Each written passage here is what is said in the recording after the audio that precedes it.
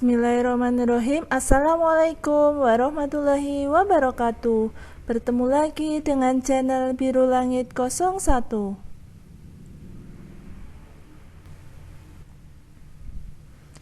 Pada kesempatan kali ini saya akan membahas tentang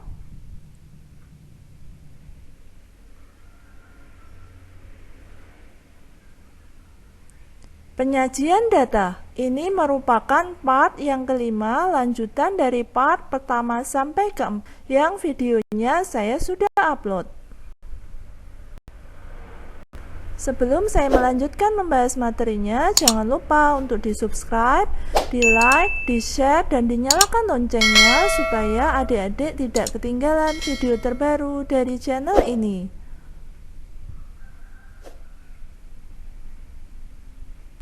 Baiklah, langsung saja saya akan membahas materinya.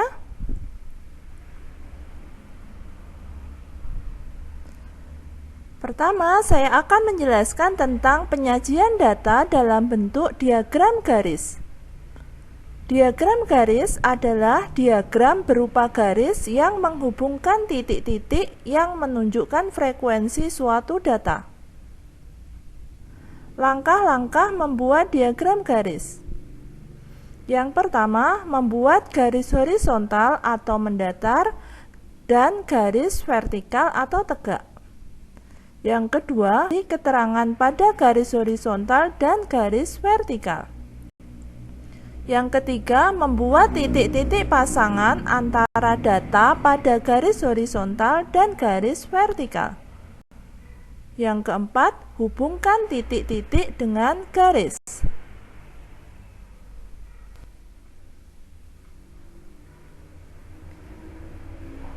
Lalu apakah kelebihan dan kekurangan diagram garis? Kelebihan diagram garis yaitu yang pertama, kita dapat mengetahui secara langsung perkembangan data dari pola yang tergambar. Yang kedua, kita dapat membandingkan dua atau lebih diagram garis untuk menentukan perbedaan perkembangan dari beberapa data. Sedangkan kekurangan diagram garis yaitu hanya digunakan data yang bersifat kontinu atau berkesinambungan.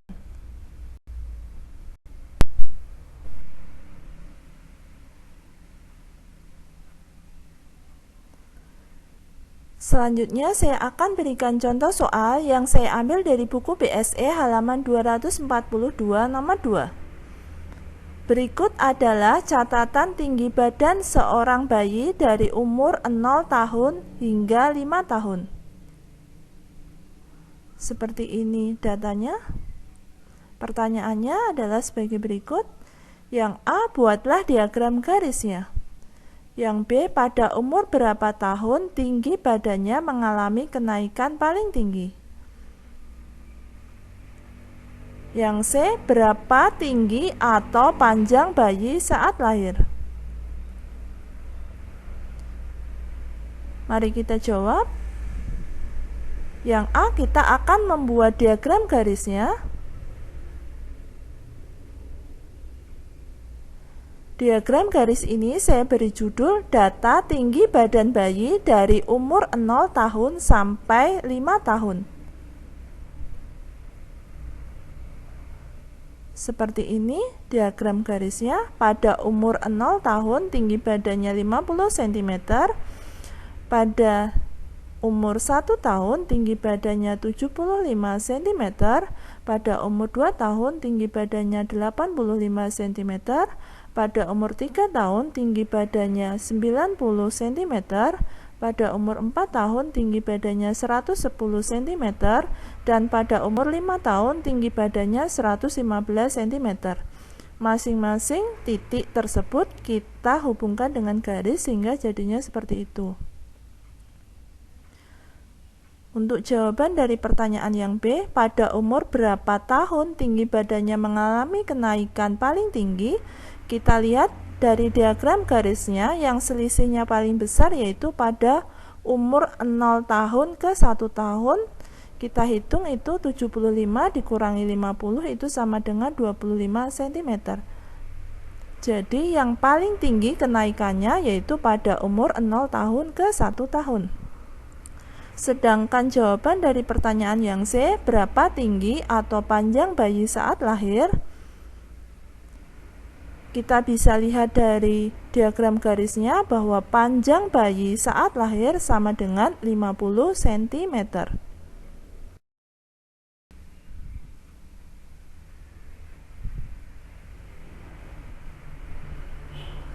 Contoh soal berikutnya saya ambil dari buku BSE halaman 249 nomor 9. Berikut adalah data tinggi badan dari seorang siswa kelas 5. Seperti ini diagram garisnya. Berdasarkan diagram garis di samping, tinggi badan pada umur 7 tahun adalah, mari kita jawab. Tinggi badan pada umur 7 tahun adalah, kita bisa lihat dari diagram garisnya, yaitu jawabannya 120 cm.